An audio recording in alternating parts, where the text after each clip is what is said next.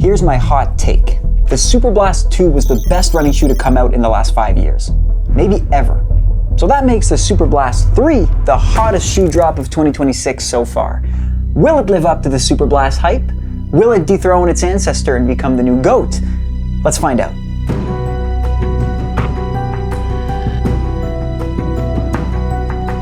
I hope you were one of the lucky few who had the chance to run in a pair of Superblast 2s. Ever since they launched in 2024, they've been selling out faster than ASICS could make them. There were whole Reddit threads dedicated to finding fresh pairs. Some colorways selling on StockX for more than $600, and we even named the Superblast 2 our running shoe of the year back in 2024. People loved the Superblast 2 because it was more genre-bending than Benson Boone. Or Freddie Mercury, if you're Michael's age.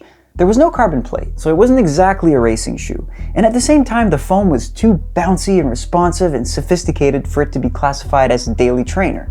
Really, the Superblast 2 existed in the area of workout shoes. But it wasn't like other workout shoes.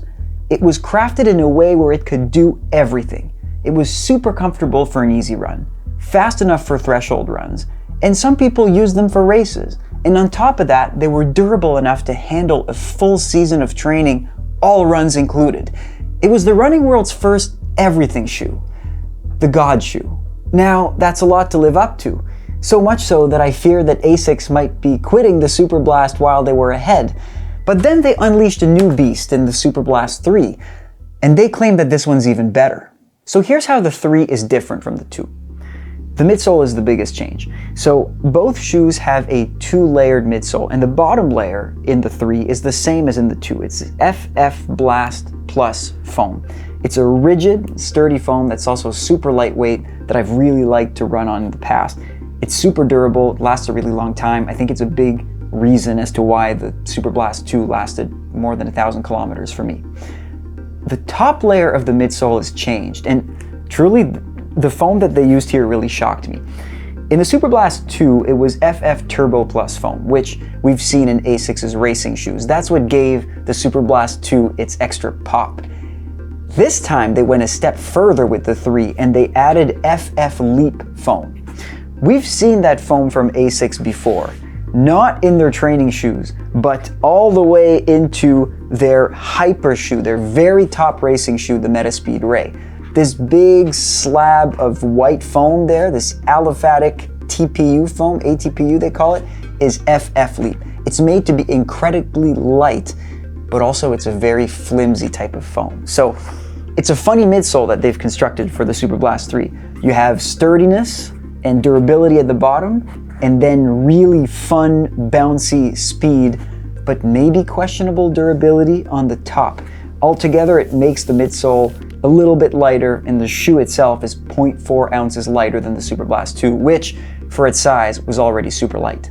And this is why the Superblast 3 is its own kind of Frankenstein monster. It contains some of the very best, fastest foam in the world, but at the same time has a silhouette of a daily trainer.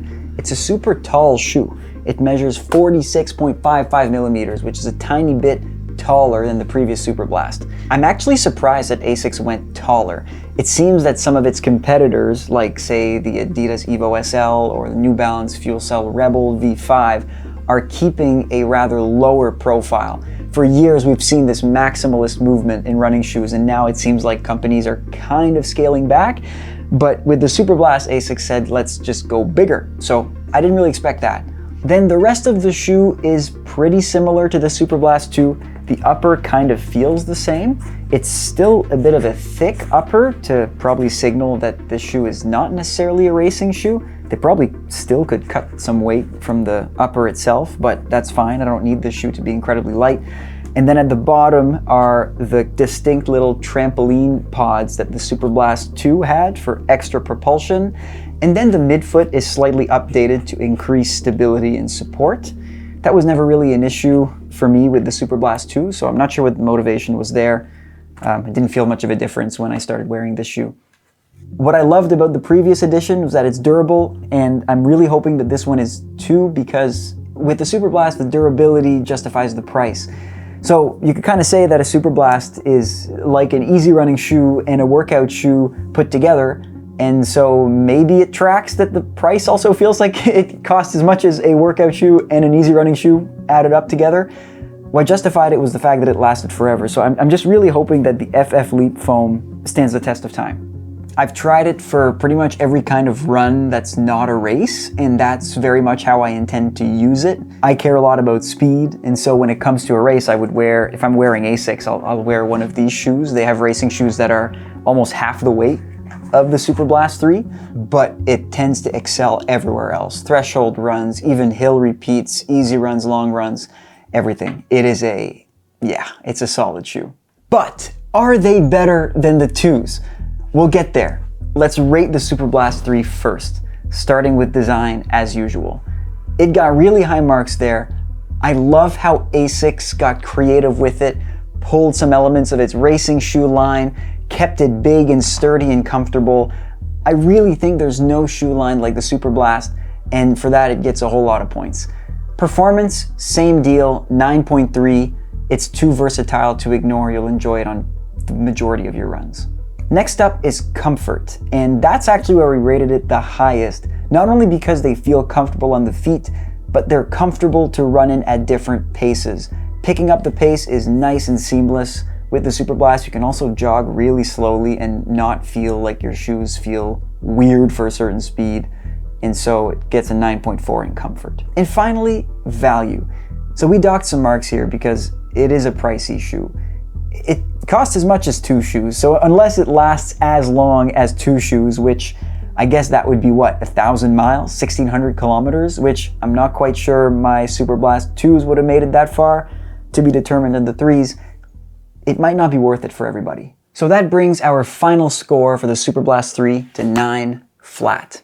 Now, the most important question. Is the Superblast 3 significantly better than the Superblast 2?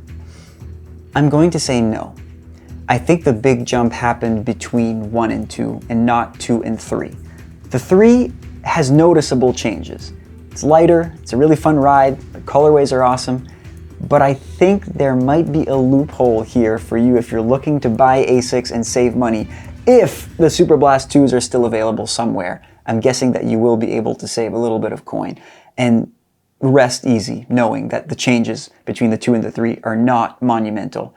That said, if you're willing to spend a little bit more on a shoe, you want to splurge and you want the best workout slash easy running shoe slash maybe even racing shoe for you, and you want one pair, the Superblast 3 is a really good option. I love the shoe. I would not give mine to anyone for pretty much anything. I'm glad that I have it. And I'm guessing that they're going to be hard to find. So it might be one of those things where you do want to get in front of the line and get it while it drops and not wait to get completely skinned on StockX. So Superblast 3, very, very exciting. I'm still waiting for a shoe to top this one in 2026. And yeah, curious to know your thoughts if you manage to get your hand on the shoe. It drops on March 1st, and so get in front of the line. And thanks for watching. If you enjoyed the video, and you think that someone else also would, please feel free to send it to them, because our goal is to connect as many runners like you as possible so that we can keep reviewing these great shoes and running in them and dirtying them and also dirtying my whole table. Okay, happy running, and until next time.